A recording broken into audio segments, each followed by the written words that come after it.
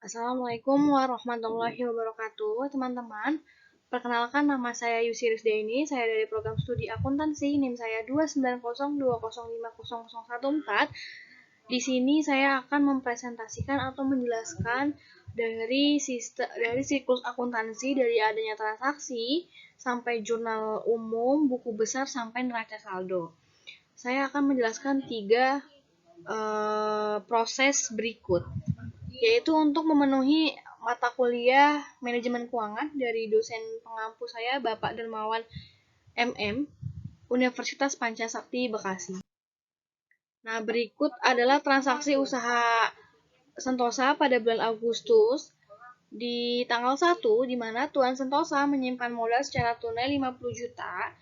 Tanggal 1 membayar sewa gedung untuk bulan Agustus sebesar Rp1.250.000. Dan tanggal 3 membeli kendaraan secara kredit sebesar 13 juta dengan umur ekonomis 5 tahun, nilai residu atau nilai sisanya yaitu 1 juta rupiah, disusutkan dengan metode garis lurus. Yang ketujuh ada membeli perlengkapan toko sebesar 2.500.000. Yang keempat, tanggal 14 ada menerima kas sebesar 24 juta rupiah atas penjualan barang dagang. Harga pokok barangnya itu 18 juta rupiah. Lalu di tanggal 20 itu membayar rekening tagihan listrik dan telepon sebesar 600.000 rupiah. Lalu tanggal 28-nya itu membayar beban gaji sebesar 4 juta rupiah. Berikut adalah transaksi-transaksi yang akan dibuatkan ke dalam jurnal, buku besar, dan neraca saldo. Di video kali ini saya akan menjelaskan bagaimana membuat jurnal dan neraca saldo, dan buku besar. Buku besarnya yaitu menggunakan T-akun dengan cara T-akun dan neraca saldonya.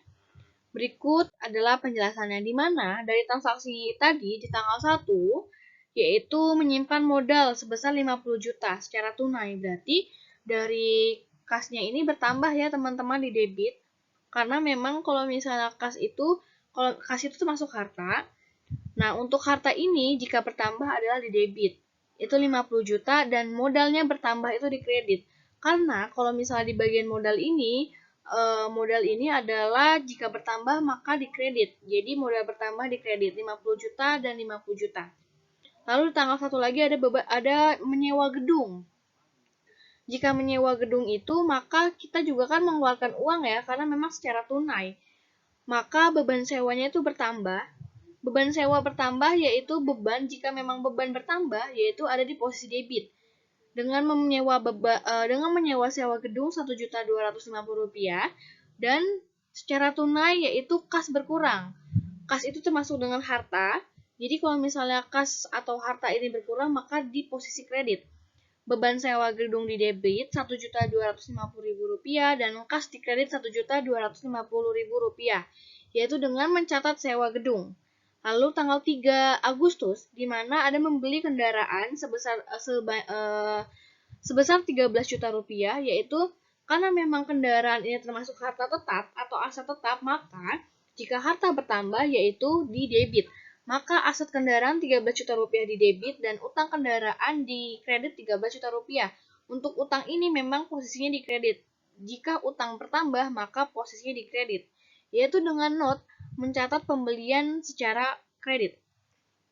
Lalu di tanggal 7, di mana ada membeli perlengkapan toko yaitu sebesar Rp2.500.000. Nah, untuk perlengkapan toko ini dibayar secara tunai. Berarti mengeluarkan uang ya, teman-teman. Untuk perlengkapan toko ini juga kan termasuk dengan harta. Maka kalau misalnya harta bertambah di debit dan harta berkurang di kredit, yaitu kas. Kas itu berkurang di kredit. Dengan notnya mencatat pembelian perlengkapan toko di debit 7.500, kas di kredit berkurang 2.500.000. Lalu di tanggal 14 sampai tanggal 28 Agustus di mana ada penjualan barang dagang dengan secara tunai, yaitu dengan kita menerima uang sebanyak 24 juta rupiah. Maka karena memang kita telah menjual barang dagangan kita dan kita mendapatkan uang, maka kasnya bertambah. Kas itu termasuk dengan harta, maka jika harta bertambah yaitu ada di debit sebesar 24 juta rupiah, kas di debit 24 juta rupiah, dan penjualan barang dagang yaitu termasuk dengan pendapatan ya teman-teman, penjualan itu karena kalau misal pendapatan bertambah yaitu di posisi kredit sebesar 24 juta rupiah. dengan not mencatat penerimaan kas atas penjualan barang dagang. Lalu di tanggal 14-nya juga masih ada di transaksi yang sama karena memang ada penjualan barang dagang, maka kita menggunakan metode dengan ada HPP ya teman-teman. Jadi di HPP-nya itu 18 juta di debit, yaitu karena memang HPP ini masuk di bagian beban 18 juta rupiah, maksudnya ada di kategori nomor 5 yaitu beban 18 juta rupiah dan persediaan barang dagang 18 juta rupiah. Nah, HPP itu apa sih teman-teman? HPP itu adalah harga pokok penjualan. Jadi, harga pokok itu belum dengan keuntungan ya teman-teman, yaitu 18 juta harganya. Lalu persediaan barang dagang itu 18 juta karena memang persediaan barang dagang seharga 18 juta rupiah. Lalu dengan not mencatat pengeluaran persediaan barang dagang. Lalu di tanggal 20 ada pembayaran beban listrik dan telepon secara kas atau secara tunai, yaitu 600.000. Nah, sudah dijelaskan terlebih dahulu di awal-awal bahwa kalau misalnya beban itu bertambah ada di posisi debit, yaitu sebanyak 600.000 rupiah. Lalu kas di kredit 600.000 rupiah dengan not mencatat atas pembayaran listrik dan telepon. Yang ke tanggal 28 yaitu Toko Sentosa membayar gaji kepada karyawan sebesar 4 juta rupiah dengan tunai. Maka jika beban bertambah yaitu di debit 4 juta rupiah dan kas berkurang 4 juta rupiah di kredit yaitu dengan not mencatat pembayaran gaji. Dari tanggal 1 sampai tanggal 28 Agustus kita jumlahkan dari posisi debit dan posisi kredit yaitu 113.350.000 rupiah. Maka, teman-teman semua perlu diingatkan, posisi debit dan kredit ini di bagian jurnal umum harus balance ya. Jika memang tidak balance, harus dicari lagi. Karena memang takut adanya kesalahan ya, teman-teman. Pasti adanya kesalahan kalau misalnya posisi debit dan kredit itu tidak sama. Ya, teman-teman. Lalu sekarang kita masukkan ke dalam buku besar, yaitu sekarang aku menggunakan buku besar dengan T akun, di mana kita mengkelompokkan setiap akun. Yaitu pertama ada akun kas karena nomor 1 ya, ada harta, utang, beban, pendapatan, harta, utang, modal, pendapatan, dan beban. Di mana harta ini termasuk kas, yaitu kita akan dibuatkan ke dalam buku besar, yaitu karena pertama, karena satu itu pengelompokannya harta, yaitu kas, di mana di tanggal 1 dan 14 ini ada bertambahnya kas, yaitu debit 50 juta ditambah 24 juta, itu total debitnya 24 juta. Dan di kredit di tanggal 1 karena kita mengeluarkan uang tunai juga di tanggal 7, di tanggal 20, di tanggal 28, semuanya dijumlahkan menjadi total 8.350.000 rupiah.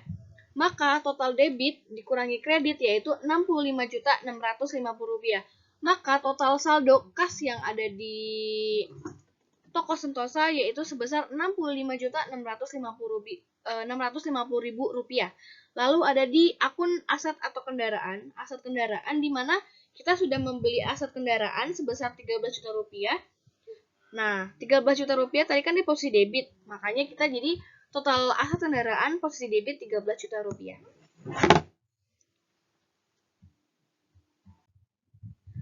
Lalu teman-teman, selanjutnya ada masih di akun harta, yaitu akun nomor 1 perlengkapan toko. Di tanggal 7 kita membeli perlengkapan toko sebesar 2.500.000 rupiah dengan total debit 2.500.000 rupiah. Dan kita juga ada persediaan barang dagang karena memang persediaan barang dagang berkurang, itu sebesar 18 juta rupiah, yaitu jadi di posisi kredit sebesar 18 juta rupiah yaitu pada tanggal 14. Selanjutnya ada di akun nomor 2 yaitu utang, karena kita membeli kendaraan dengan kredit akan menimbulkan utang. Maka di jurnal umumnya tadi kan juga sudah sebutkan utang ya. Maka kita kelompokkan ke akun utang sebesar 13 juta rupiah karena memang di tanggal 3 ini membelikan kendaraan secara kredit. Lalu kita masuk ke akun nomor 3 ada di posisi modal, yaitu pada tanggal 1 tuan modal Santosa ini menyimpan modal secara tunai 50 juta rupiah. Maka modalnya bertambah di kredit, posisi buku besar modalnya juga ada di kredit sebesar 50 juta rupiah. Selanjutnya kita masuk ke akun nomor 4 penjualan atau enggak pendapatan, di mana posisi kredit pada tanggal 14 24 juta rupiah. Selanjutnya ada di akun nomor 5 yaitu beban sewa dan beban listrik, di mana di tanggal 1 membayar beban sewa sebesar Rp1.250.000 di posisi debit, dan di tanggal 20 posisi debit beban listrik dan telepon Rp600.000. Selanjutnya masih ada di akun nomor 5 yaitu beban gaji, di mana di tanggal 28 Agustus membayar beban gaji yaitu Rp4.000.000 dengan di jurnal umumnya itu di posisi debit sebesar Rp4.000.000. Lalu masuk ke harga pokok penjualan yaitu masih di kelompok akun nomor 5. Di tanggal 14 ini ada harga pokok penjualan di posisi debit Rp18.000.000. Total debitnya Rp18.000.000. Oke, sekarang kita masuk ke trial balance atau enggak neraca saldo. Karena kita sudah membuat jurnal, karena kita sudah membuat buku besar, maka dari buku besar ini kita pindahkan ke neraca saldo.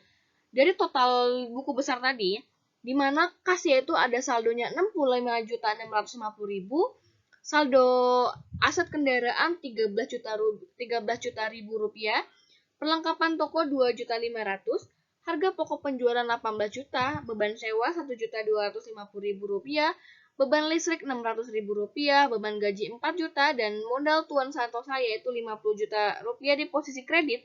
Lalu ada penjualan atau pendapatan 24 juta di posisi kredit, dan persediaan barang dagang ada di posisi kredit 18 juta rupiah. Dan di posisi kredit adalah utang karena kita membeli aset yaitu sebesar 13 juta rupiah. Dari total debit ini yaitu dikelompokkan bahwa kalau misalnya A yang ada di posisi debit ini hanya harta. Di posisi kredit itu ya adalah utang dan modal. Ya, teman-teman. Lalu untuk total debit dan kreditnya itu 105 juta rupiah. Maka untuk total debit dan kredit ini makanya harus balance ya teman-teman. Jika memang tidak balance, itu akan dipertanyakan karena memang bisa salah input ataupun salah perhitungan gitu ya teman-teman.